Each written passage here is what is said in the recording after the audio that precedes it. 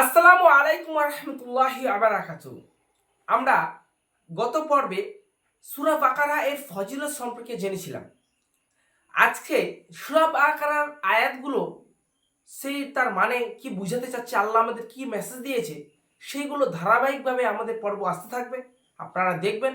আমাদের চ্যানেলটাকে সাবস্ক্রাইব করে না থাকলে প্লিজ আমাদের চ্যানেলটাকে সাবস্ক্রাইব করবেন। তো চলুন, সূরা বাকারার প্রথম আয়াত যেটা বলছে আলিফ লাম মিম, এর মানে আল্লাহ ছাড়া কেউ বলতে পারবে না।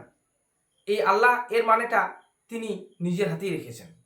তারপরে আয়াতটা বলছে ইহা সেই কিতাব যাতে কোনো সন্দেহ নাই, মুত্তাকিদের জন্য পথ প্রদর্শক।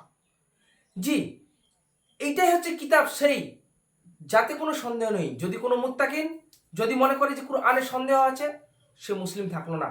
তাই আল্লাহ একদম নিশ্চিত করে আমাদেরকে মেসেজ দিচ্ছে যে জি, ইহাই সেই কিতাব যে কিতাবে কোনো সন্দেহ নেই।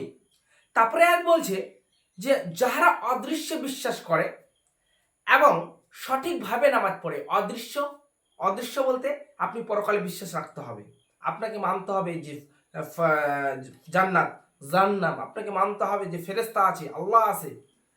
এছাড়াও সঠিকভাবে নামাজ পড়ে ও তাদের যে রিজিক দিয়েছে তা থেকে খরচ করে। আল্লাহ যে রিজিকটা দিয়েছে আপনাকে, রিজিক কিন্তু হালালভাবে আদায় করতে হবে। তো আমরা আজকে সূরা বাকারার 1, 2, 3 নম্বর আয়াতটা নিয়ে বিস্তারিতভাবে আলোচনা করলাম।